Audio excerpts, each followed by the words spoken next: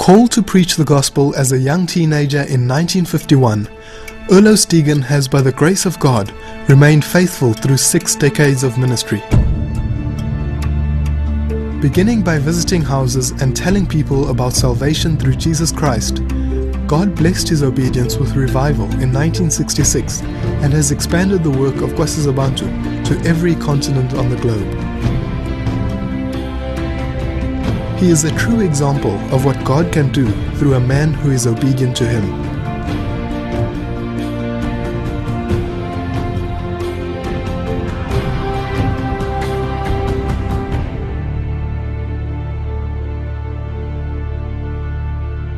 Erlo's paternal grandfather, Heinrich Christoph Stegen, was born on 11 December 1849 in Stothof, Amellinghausen. On 25 June 1883, as a young man of 33 years of age, he and his wife Catherine, born Rickman, left Hamburg for South Africa. Our grandfather Stegen and also our forefathers from my mother's side, Withoft, they came to South Africa not as settlers but as people to be a help to the missionaries, to further the gospel, because in Hammansburg Louis Harms experienced a revival, and that's out of that revival a mission seminary was built, and it was mostly people who were worshipping with him that were sent out to South Africa. Like that, our father and mother came, they had just married. When he came here, he didn't have anything, no money, nothing. He was a herd boy. He herded the cattle and the sheep. And my grandmother, she was a kitchen girl. She worked in the kitchen. That's how they lived for years and years. And later on, they bought a small place, a small farm, I think about 2 hectares. And that's where they lived for quite a few years. And then they moved to Mbalane. Later on, my granddad passed away and left. Our grandmother with 12 children was still alive. My father, he was 3 years old when his father died, and the elder brothers left home and he stayed with the homestead, with the farm, and he worked hard. We didn't have much. He wasn't like other people enjoying themselves and living for themselves. He lived for other people. He always helped neighbors and needy people, and we grew up like that. Erlo's maternal grandparents, Heinrich and Maria Withoft, also arrived in South Africa from Germany in the late 1800s. On 18 July 1926, their daughter, Irmgard Withoft, married 24-year-old Carl Stegen. Carl inherited the family farm at Paardefontein and settled there. They had 6 children. Their 4th child, Erlo Stegen, was born on 2 March 1935. Throughout his childhood, on various occasions we noticed that there were some powers which tried to annihilate him, to kill him. One day he fell off the table and he was concussed, and really we thought he wouldn't make it. On 2 occasions he nearly choked to death, so we went through a very, very tough time. Today we know it was the evil one who didn't want him to live. And through that he was always a very sickly child. He was always a very shy and timid person. In his young days as a child, we grew up together. We'd walk to school together, come back home, go to the orchard. We'd play together, look for eggs everywhere in the haystacks and the cattle kraal, because they were free-running fowls there. Erlo was one of the busy types. He was always busy planting and reaping and selling, much more than I was. I was older. He loved farming.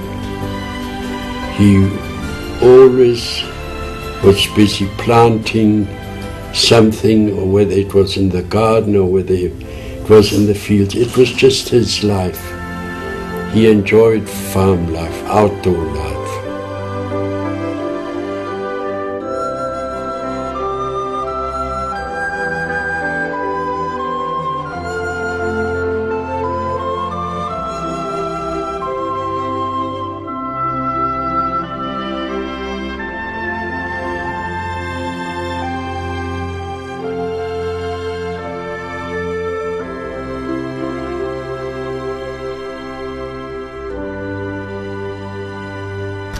Are you almost finished? Yeah, almost. How long have you been doing this? I don't know, a few hours. I only lost 10 minutes on this. Did your father make you do it? No, it's mine. I planted it all. Serious? When the reaping season comes, you'll see, I'll make lots of money. It looks good. Don't you ever think of making your own money? Farming's one of the best ways. People need to eat. Please, we're still kids. We should be enjoying ourselves. I am enjoying myself. Maybe one day when I own my own farm, you can come and help me work on it. Me farming? What do you want to do? Certainly not farming. I'd rather be a teacher than a farmer. A teacher? It's better than farming. No ways. Being a teacher must be the most boring thing ever. Why? You'd make a good teacher.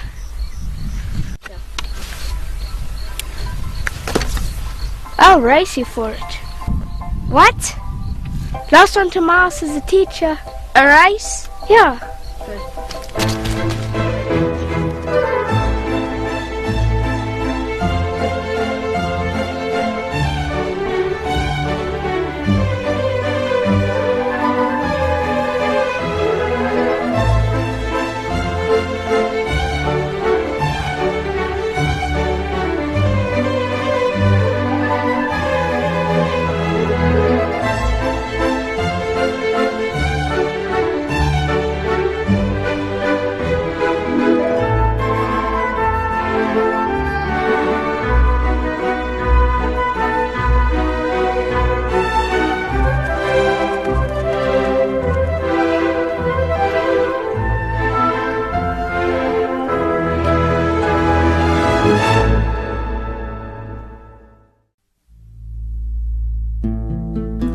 Erlo attended the nearby Lilienthal Church School.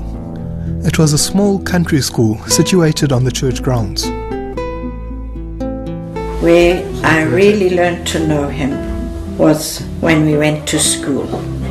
Walking to school, doing our homework together, and Erlo was very conscientious with his homework, his work. He would do it thoroughly. I was always a little bit, careless. I didn't like homework, but he learned very well. And at school, we had to learn our scripture verses or a psalm or a hymn off by heart. And for me it was all right as long as I knew it. But Uncle Erlo was thorough in his learning. At school, he was good in sport, especially tennis. He enjoyed playing tennis, and he was very good at it. He was very good at anything in sport. I remember I played tennis with him He was 6 years younger than I, but we played together as though he was one of us. In school, if we had games, like rounders, or if we had to have two sides, he would be the first one who was picked always, because he was always so good.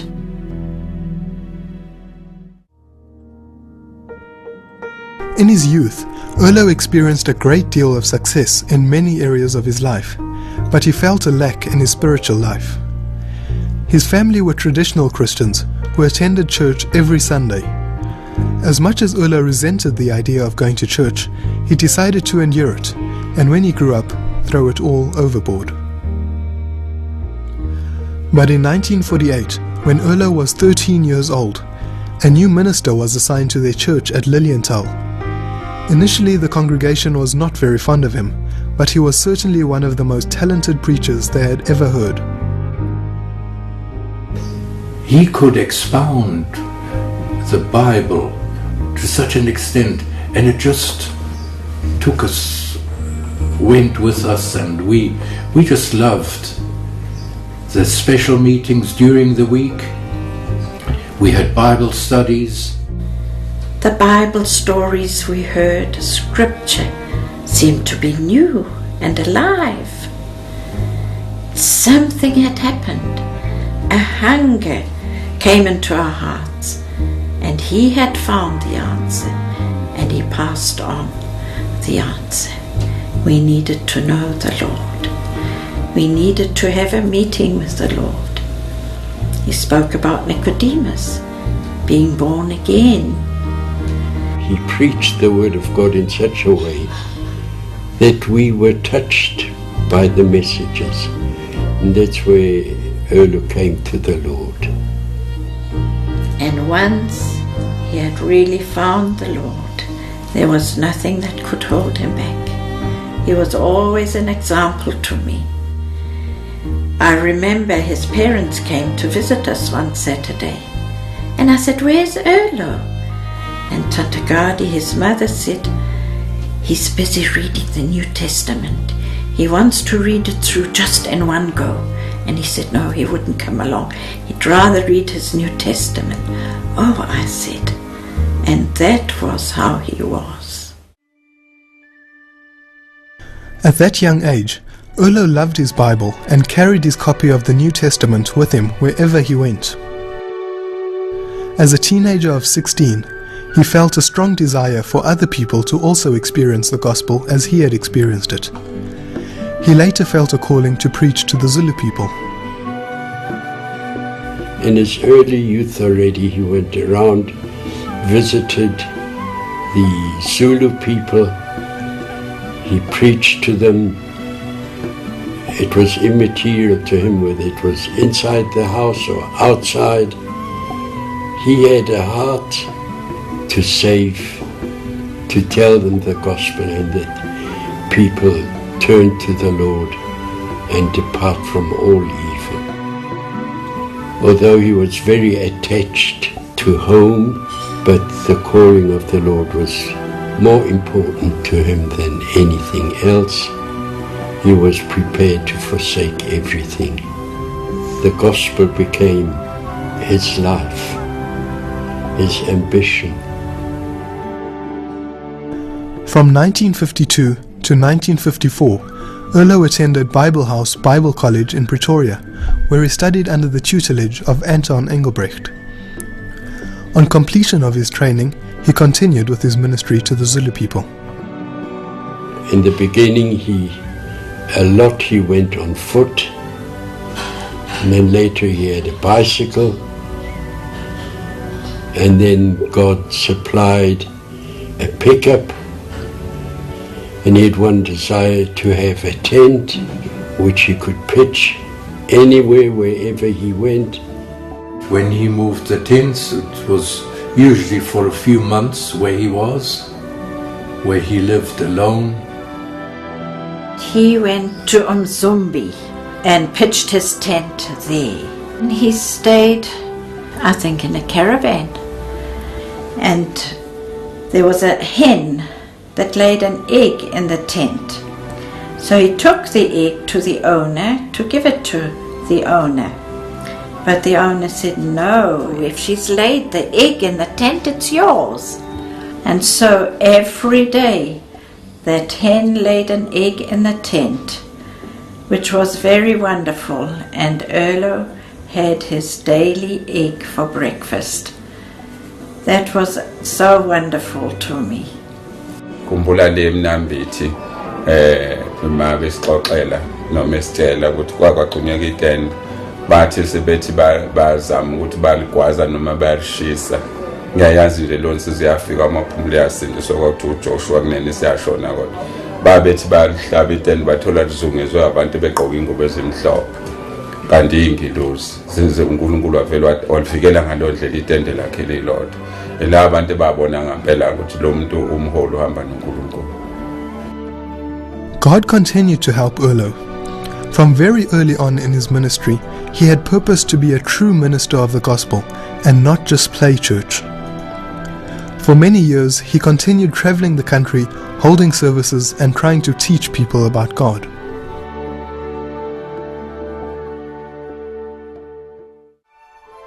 I remember I was working at that time, and my parents were looking after a shop for his brother at Kingscliff. And Erlo stayed with them there. For months on end, he was like a son in the home. And he had pitched his tent at Kibini, a place not far away from there. I loved going with him when he preached. And it was through him that I went to one of Bengu's services in KwaMashu for the first time. We got there, the tent was full. And I will never forget, it was the first time I saw the heart pictures. And he brought sin out so crude and so real, no frills attached. Later Erlo invited him to come to his parents' home. They had a huge shed there, and he had services and invited Reverend Bengu to come and take the services. I went to help with the cooking, which was so wonderful to be with them and to listen and to be involved with the gospel. Wherever he went, he found that the people were very open for the gospel. And many, many people, hundreds of people came to listen to the message.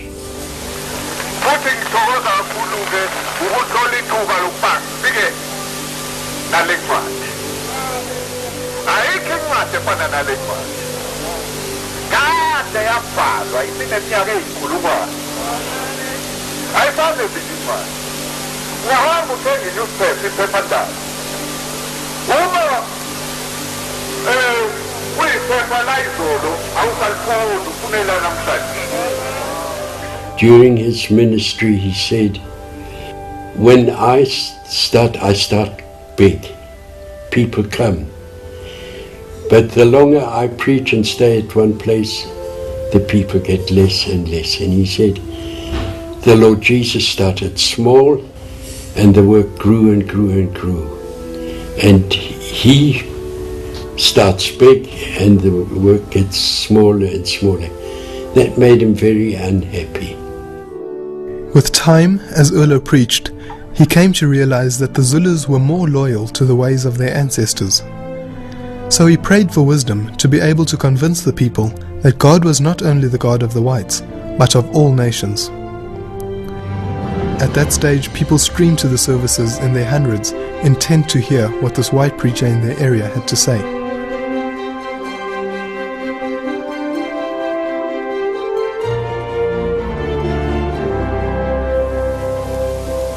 Sukela ko Adam no Eva uNkulunkulu ebathembisa uMesiya. Kwaze kwaba uMaria intombi ikhulelwe nguMoya oNgcwele. uJesu akaselona iJuda nje, uyindodana kaNkulunkulu. Namhla uNkulunkulu yala wonke umuntu emhlabeni noma iShayina noma iSulumani noma iHindu uNkulunkulu kahlukanisi. Namhla isikhathi sokuthi noma siphi isizwe phansi komthunzi welanga holwe ivangeli. Musani uyihlupha niyeleza ngomeni niyothatha amanga. Nasenyangeni. Wozani kuJesu. uJesu uyikhambi. Noma imshado ingalungile musani ukuyihlupha nihambe nifuna umuntu othanda. Wozani kuJesu. Ngoba zonke izinto ziyaguquka kodwa yena akaguquki. Mfundisi ngisacela ukubuza ukuthi kuyiqiniso kangakanani lokho kushona. Iqiniso. Shuthi mfundisi sengizothola ukusizakala. Nginendodakazi yamagula ngokwengqondo. Ekhaya kuphi? Kuyibangana ukuye ekhaya. Ngafika ngemoto. Ayingeni imoto mfundisi kodwa nje uhamba nje ingcenyana ebangana ushiya imoto lapho usuthi uhamba kancane. Kulungile. Hayi ngabonga kakhulu mina ngisindisela.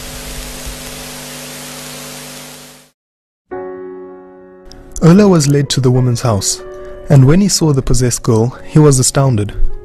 The situation was a lot worse than he had anticipated. She had been tied with wire because she would break anything that was weaker. The entire tribe knew about her because of the havoc she caused, but Ola was determined to try and pray for her healing, for he thought that if she was healed, the tribe would hear about it and also get converted. So Ola requested a room on the farm from his parents, where the girl could stay while he and his co-workers prayed for her. His parents agreed and prepared a well-furnished room for the girl. That room looked like a pigsty in a short time. And they prayed for weeks, maybe for months, but she wasn't healed. And that made him very, very despondent. And he said, if we read in the Bible, it was different. And if I look at my ministry, I see I lack something. Ola could not understand why the Lord had kept quiet and not answered their prayers. He had to take the girl back to her mother unhealed. He prayed that she would never again have to return to their area because he could not face the people.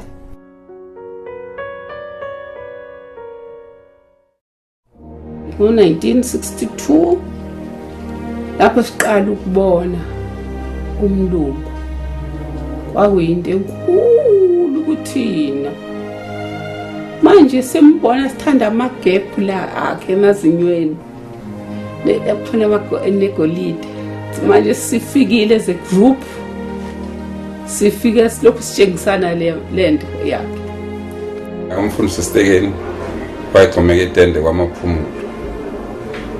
Uma wami uHilda Dube oyena wasicela ukuthi engathi singaba njani sifike nathi etendeni sizozwa lezi inkonzo ezenziwa uStekeni kwamaphumulo. Uma sengifika khona ngawubona umehluko, ngathola ukuthi umuntu uyakwazi ukuthi alungise ahlukane nesono. Ngisebenza esibhedlela eMphumulo, sahamba saya enkonzweni etendeni sithi siyodlala sohleka. Ngizothi khona umfundisi oqeqeshayo izimangalisa aqephuza nje ngendlela emangalisayo. Sahamba sithi sohleka uJehova ufike kwangibamba ngalelo langa. Bekumangalisa ukuthi omhlophe aqoqe nathi akhululeke, ngoba thina phela besazi ukuthi uma uhlangana nomhlophe ufanele uhlehle ngoba uzokhahlela. Kodwa lo oxoxa ngevangeli ohlele ekhululekile kanye nathi unjani, umuntu onjani, ilapho sibone khona ukuthi kanti ukukholwa kukhona. Kwakumuntu wethu nje umfundisi wayefana nomuntu, wayemhlophe nje ngoebala kodwa wayeumuntu tu.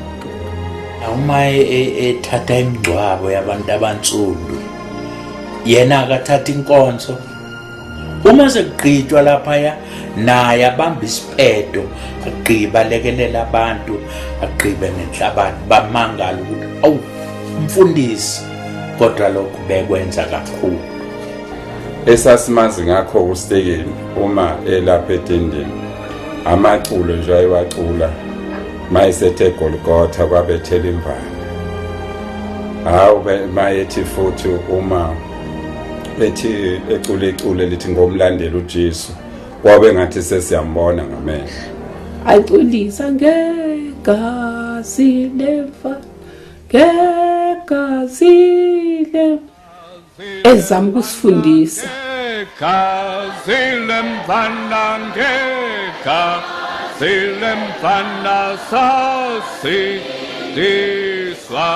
ngegazi lemfana gazi lemfana ngegazi lemfana sasindiswa.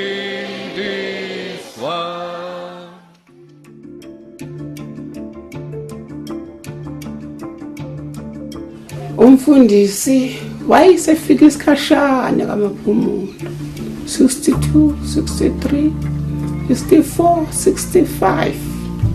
Waqala eqinisweni ukuthi abiza abantu ngo65. Ethi ngiyahlupheka.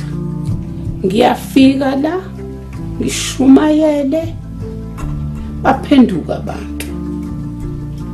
Kodwa ngizothi ngibuya abantu banciphile. He always said there's something lacking somewhere. He always blamed the people. He blamed the world until he realized that he said maybe the fault lies with me, with us Christians. Ngoba iBhayibheli liyasitshela ukuthi babanda ebandleni lokuqala banda usuku losuku kodwa kwenzeke kimi. I remember so clearly one day where he said, I can't carry on any longer. Let us seek God anew. Let us take the Bible and read the Bible and find whether we can't find the key that God does a new thing. There was a hunger for revival in Erlo's heart. He would read the books, he would listen. There was Edwin Orr, Hudson Taylor's story, Goforth of China, Duncan Campbell and the Hebrides, Eric Hutchings in Korea, C.T. Studd in the Congo. Revival. That was his dream. That was his goal. That was what he longed for.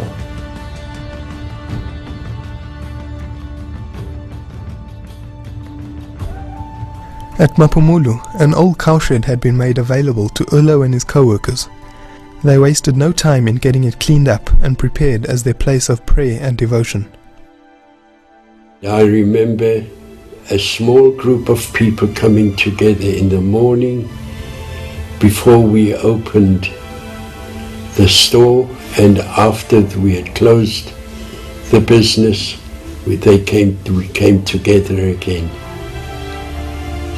And Uncle Erlo started with the book of Acts. Uthi ke ake sifunde yona lencwadi. Sizwe ukuthi bona benza kanjani. Sakuthola ukuthi bakuthola ngokuba inhliziyonye.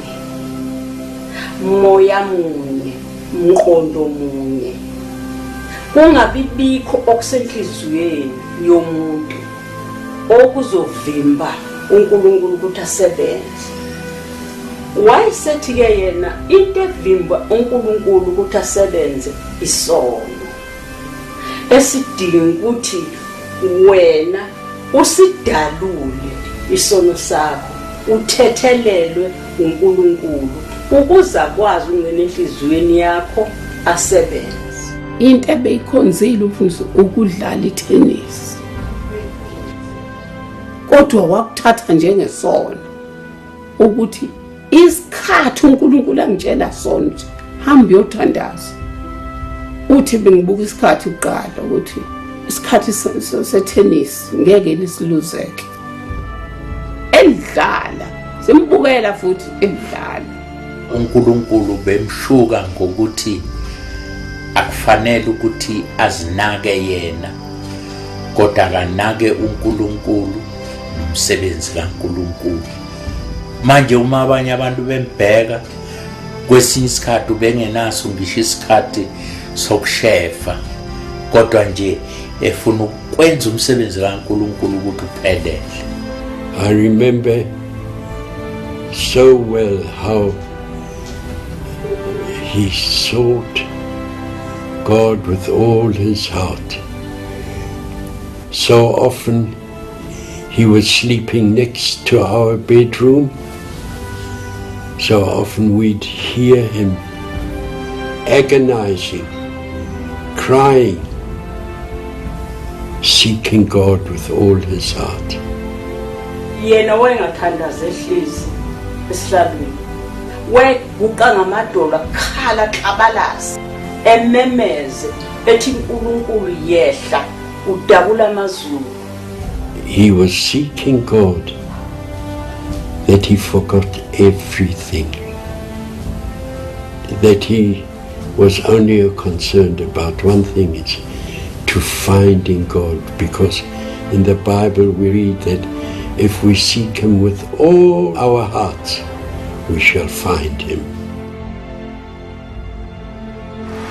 Indle yenkonzo yayila sasithandaza sicela kuNkulunkulu sithi inkosi ehla ube phakathi kwethu, ehla usibusise usehlisele umoya oyingcwele abe phakathi kwethu, asize azibonakalise, asenzele umusa wakhe, wasebenza phakathi kwethu, wasiza wehla umoya oyingcwele. Lelo langa kwaba khona umoya omkhulu, nathi uqobo lomoya kwathi phephetha izinto zethu ngathi phephetha, kodwa siphakathi endlini uphephetha yonke into. Kwakungathi si angokongathi umhlaba ushintshile, ubumnandi obabukhona, ubunye obabukhona. Everything was new, and we experienced God in a real way, that God was still alive. Esikhathini wayephuma namatende, adiliza amatende abuye, kodwa ngesikhathi amandla kaNkulunkulu esefikile azange iphume itende, babezizela bona athi umuntu kuthiwa ngiye endaweni ethile ukuze ngisizakale, bethidwa ekhaya kugcwale ngaphandle kokumemezela, befika usuku nosuku. All of a sudden we saw God in our midst, God bringing people in, God convicting people of their sins. And at the same time, we experienced healings. We experienced people being set free from bondage, from witchcraft. We experienced it over and over. It was wonderful. Umfundisi Stekeni ubehlala la bekuyindlu yakhe le ngesikhathi esiphambili, kusho ukuthi kufika izangoma, kufika abafelo uhlangothi, kufika abagulayo bakhulekela, abanye bakuyele emakhaya bengasaphethe ngisho ubhoko, sebesindile sebephila. To me, a highlight was when the witch came and she said she's bound with chains from hell, and how God set her free from these demonic powers. That was something wonderful. We saw crippled people.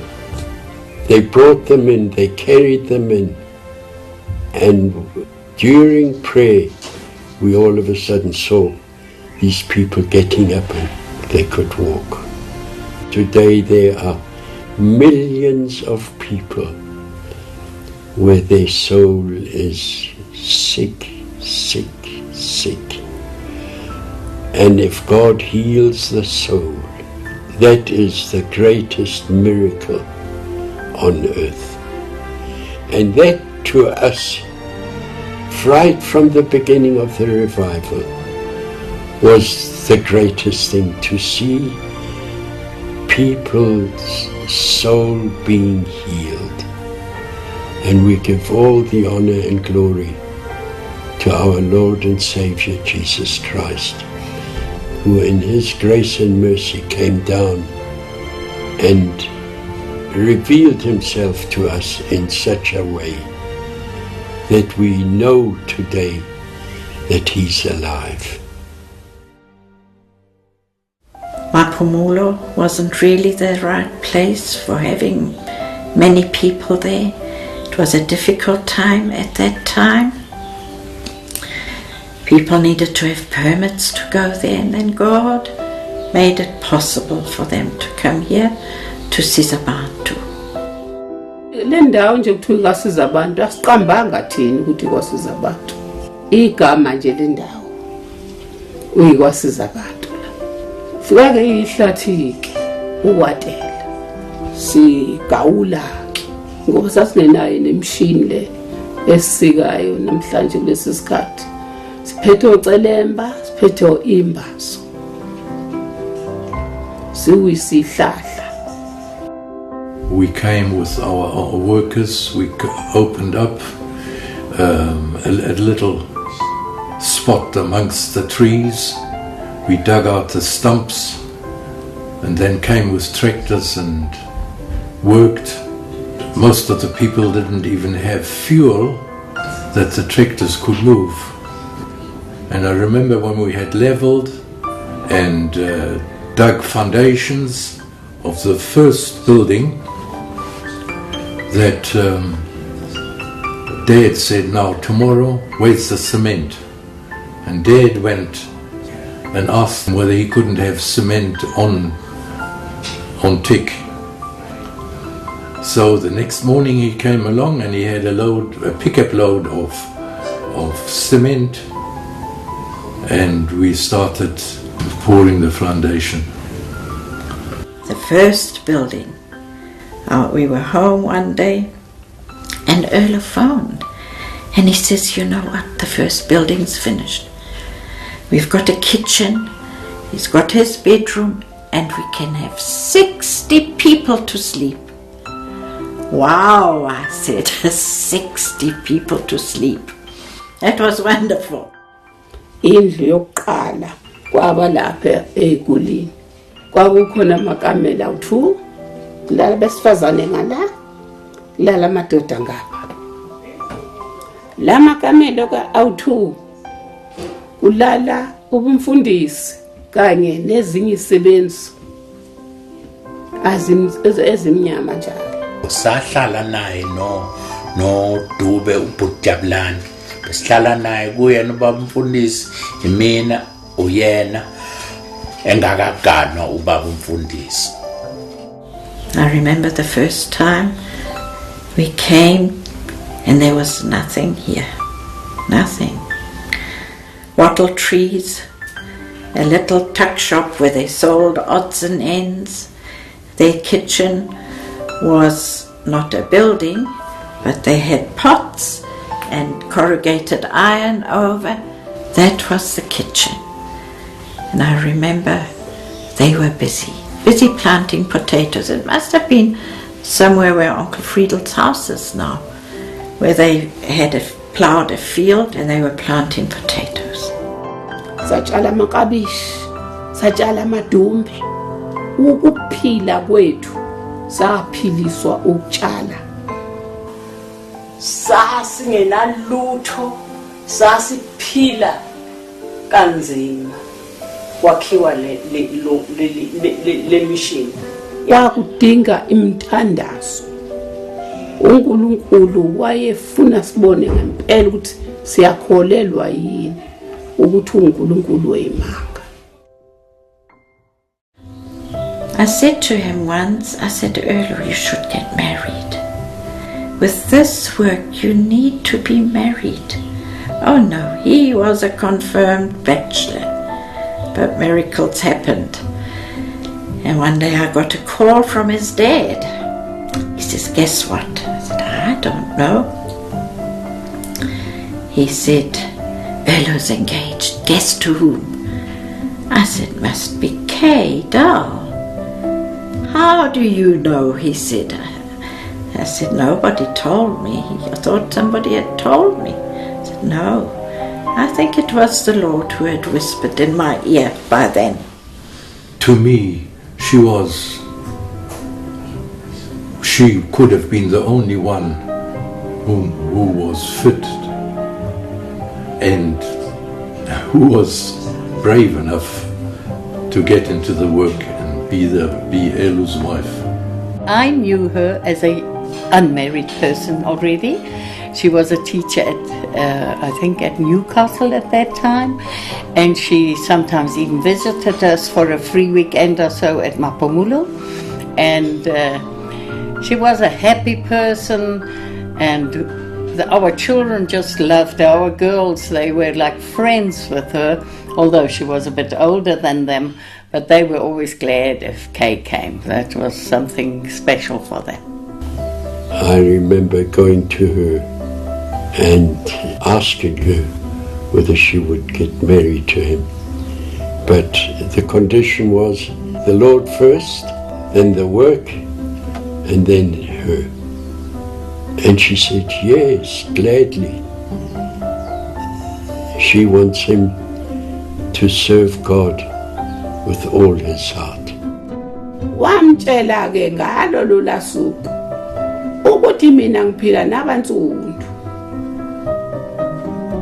ngoba nanga leso sikhathi emcela watshelwa kwathiwa ngiphila impilo yabantsundu ngoba uNkulunkulu wangibizela kwabantsundu. Uyavuma into yonke leyo nto yokwazi uyimela. Ntombazane yavuma. The wedding was at our birth farm, at my dad's.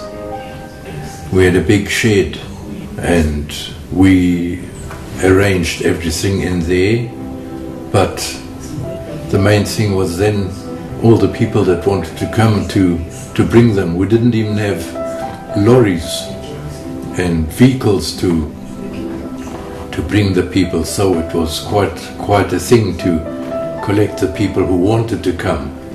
Ngalolanga lowo umuntu owazi uStege waye emshadweni ukuyobona le ntombi ethathe lo muntu ngoba kazange abonakala ethanda amantombazana. Cha, ukuthi ngempela ukuze kufike kuze afike ukuthi ashade kufike kanjani.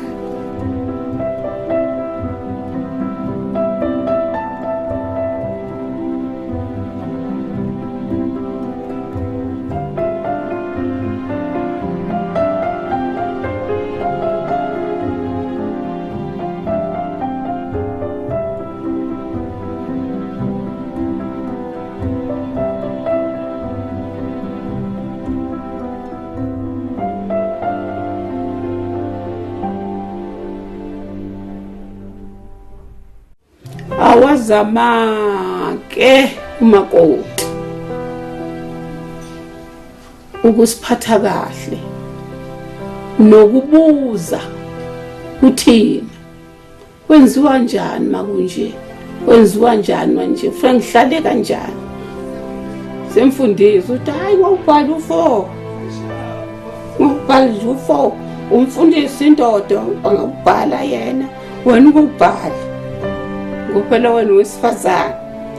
Waye umuntu oyisimanga kwaba uma wethu ngempela ngesikhathi efika sajabulela ukuthi sithole uma wethu wayesithanda sonke kungekho ukuthi khona umuntu amkhethayo noma ithina esila esizisebenzi noma ngabe kufika umuntu wangaphandle umezela ekhaya kwasiza abantu ezocela usizo noma evakashile umama umakoti ubememukela njengengane yakhe bekuma wethu sonke ngempela sinendawo enhlizweni kaMama. She welcomed the people very much, and she, even for the black people, she was such an example because she did it as they would do it. She would be prepared to kneel down in front of a black person to give him his tea and so forth. Really very, very humble in that way. The Prince Buthelezi once said of Kay, "She was no ordinary woman. Indeed, she had the good qualities of a wife, and she supported her husband and strengthened his ministry, while effectively serving God in her own capacity as well. She was a tower of strength to Reverend Stephen, supporting him no matter where his ministry called him to be, and no matter what the circumstances." Sasilindele thina ukuthi uzoshintsha isikhathi eshada wangashintsha sathi athula ingane sathi wow uzoshintsha-ke ngoba phela iy'ngane zakhe lezi wangashintsha njalo bethola umntwana amise ebandleni athi nangu usibani bani ngimqambe ngokuthi ngoba ngiqonde lokhu ngicela libandla ngoba mina ngikho kaningi ingadele unkosikazi wami ningadele ingane yami uma kukhona okubi ekwenzile ithathe njengengane yakho uyiyale ngaleyo ndlela noma ngayiphi ukuze sizakale. As most people know, they had 6 daughters, and she was a good mother to them, and she, I think, also a help even spiritually, and I think she was a real example in the house, and I always marveled at the way she worked and what she did and how she was humble, and she never thought of herself. She was alone a lot. He had to go away very often, but she was absolutely prepared for that, and she stayed at home, did her duties with the house, with the children, as a good housewife would do. She was, I can say in 3 words, she was very close to be an angel. That is how I can only describe her. I remember one day I came, and it was late already in the evening, and she had a house full of people, and I said, "But Kay, where will you sleep?" Because their bedroom was given up as well. She says, "Don't worry, I'll find a corner somewhere." And that was her life. That was what Kay was like. Willing just to give and give. And she's taught her children the same. And it is no wonder that the King himself came to fetch her. What a wonderful thing. May we learn to be servants. To be servant, just too willing to serve. Kay passed into glory on 26 November 2002. Throughout the 70s, the place that was sugarcane fields and wattle plantations slowly took on the form of a mission station. People came daily to Urlo and his co-workers for spiritual help. More accommodation had to be made available, and so dormitories were built. In addition, rondavels were constructed, where people could stay on a more permanent basis. Although Urlo never encouraged people to leave their churches and homes, there were many who felt called to help him directly with work on the mission. Urlo began with only 6 co-workers, but over the years the number has increased to over 165, and an extra 1,400 mission residents who assist in the work. Some of the co-workers formed a choir, which often accompanies Erlo on outreaches.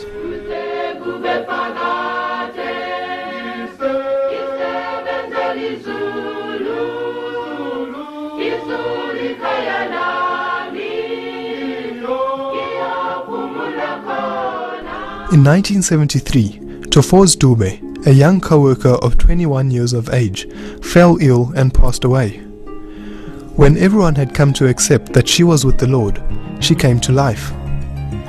People marveled when she told them that the Lord had sent her back from heaven.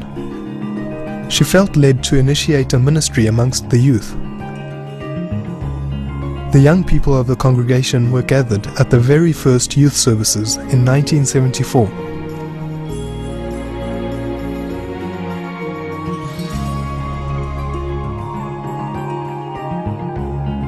At those services, many young people were helped spiritually, and Erlo realized that this was of the Lord. Youth services were often held after that, and it has since become a biannual event. Due to the increasing number of people, buildings became too small for the services, and tents had to be pitched. There were times when services were held outdoors, since there was just no building that was large enough. An auditorium was built that had a seating capacity of 10,000. The building, which was opened in 1990, took 10 years to construct.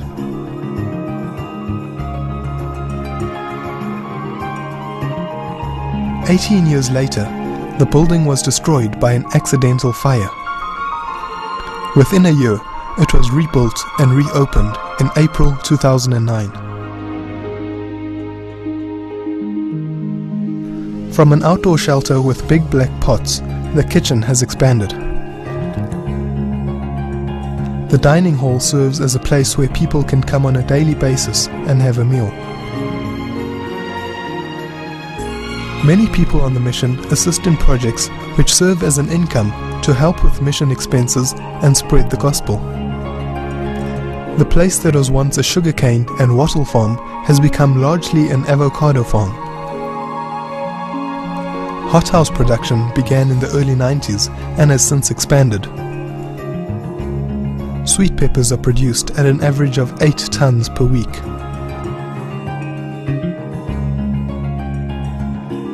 The mission started out with just one cow, which Erlo bought.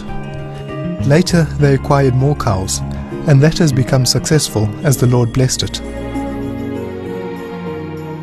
Milk and yogurt were first produced at KSB Dairy in 1989. In 2003, KSB Dairy took on the new name of Bonlay Dairy. A child once shared a vision with Erlo. The child was shown a treasure under the ground of the mission, but instead of a treasure of silver or gold, water was found. This water was so pure that it could be bottled from the spring. From the first bottling plant in 1998, Aquile has grown into a well-known water brand.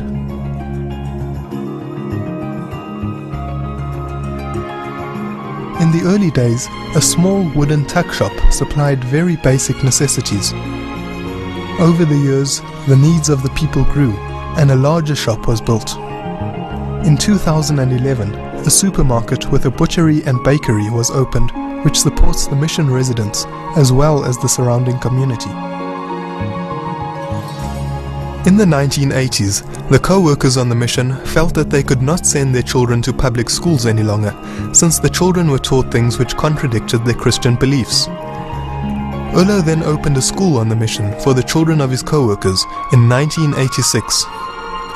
His wife Kay, who was a trained teacher, became the first principal of Domino's Vitae School. The school has recently celebrated 25 years of education and still offers quality education to about 300 students. Cedar College of Education was established in 1994 to train Christian teachers. Due to Erlo's frequent travels, the mission invested in a small aeroplane and leveled out an airstrip on the mission. The aeroplane enables him to get to places which would otherwise take hours by car.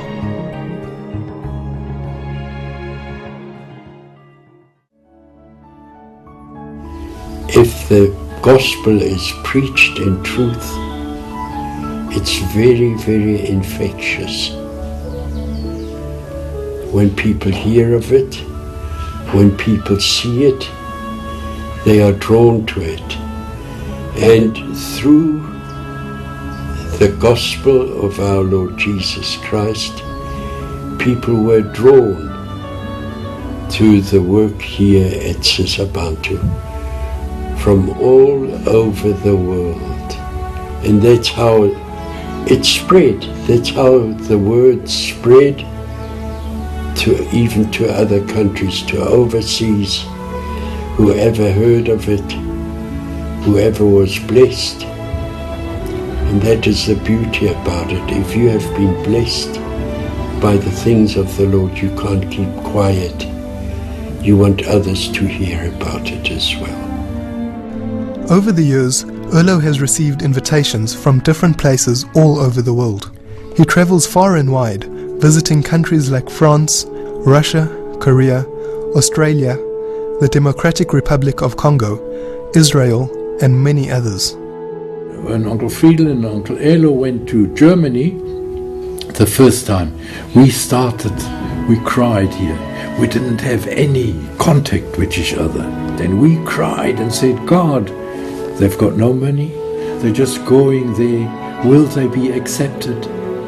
We couldn't believe it that when they came back and said, the people want it. They even said, why do you stay away so long? That when we heard it, when they came here, that we cried tears, thank God.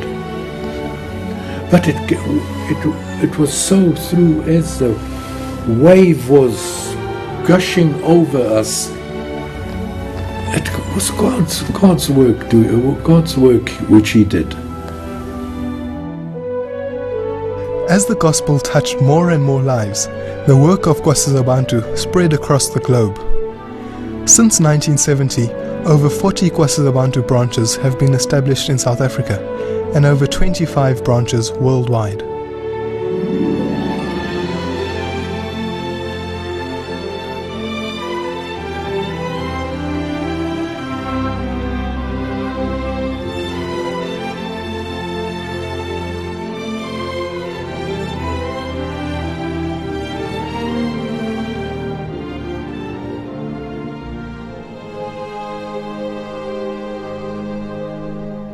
God has greatly blessed the work, and it has grown immensely, but Erlo has never lost his focus. For over 60 years, he has remained committed to his calling to minister to people's needs. He continues to witness about the saving power of Jesus Christ, giving every minute of his time to serve others. Ubuyena bakhe ukuzidela nje eshiya yonke izinto zakhe naye ngabhekana nazo evuma uNkulunkulu emsebenzisa ukuthi esinikele eshumayele ivangeli. Lokho nje kukodwa kuyinto enkulu kabi kimina, nanokuthi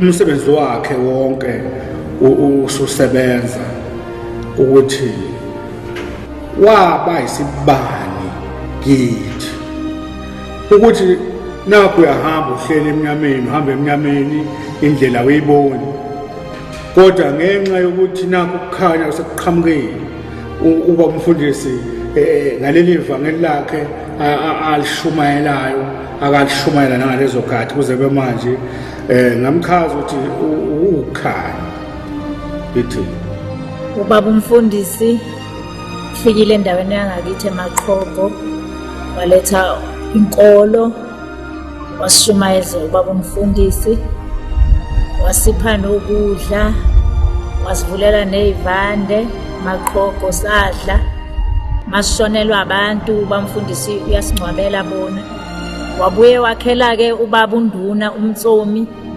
umuzi omuhle kakhulu onestairs phakathi endlini wamngcwabela naye induna yakhe ubaba uMtsomi wasala unkosikazi wakhe wamondla wampha konke okusenhlizweni yakhe mkhulu-ke uNkulunkulu kababa umfundisi ngoba wenza imanga nemangaliso ezweni lakithi, wazosiphucula nangenkolo, waphucula abantu, salizwa ivangeli. Ngikwazile ukuthi ngifunde kuyena ngendaba yokuthi ube humble, ukwazi ukuthi ube phansi ngaso sonke isikhathi. Khonto engiyikhohlwe la athi baba Sibisi, ungavumi ukudinwa, ungadinwa uma kunezinto zenzeka. Ngifundile lapho, ngifundile indlela zokukhuleka, yilokho ngenzeka ukuthi ngikhule. One thing we have learned from him is, if you obey, that was one of the first things God taught my brother, to do what he tells us to do. He was the one who taught people to obey God, which people in this world don't know. They have their own ideas, they have their own intellect, and that's where they go. That's what they live. And he is an example. He lives and does that which God wants. He lives in obedience to God, which saved me, and that's why we learned from him. May we learn from him, first of all, to serve. The Lord Jesus said, "Learn of me." Ella learned that lesson. May we learn to be servants, to be willing to be nothing, just there for him. 100%, he said, not 90, he said 100%. And may we never get into a comfort zone and think we've achieved, we've arrived. May that hunger for God, for his righteousness, be with us, and may we lift the banner of victory.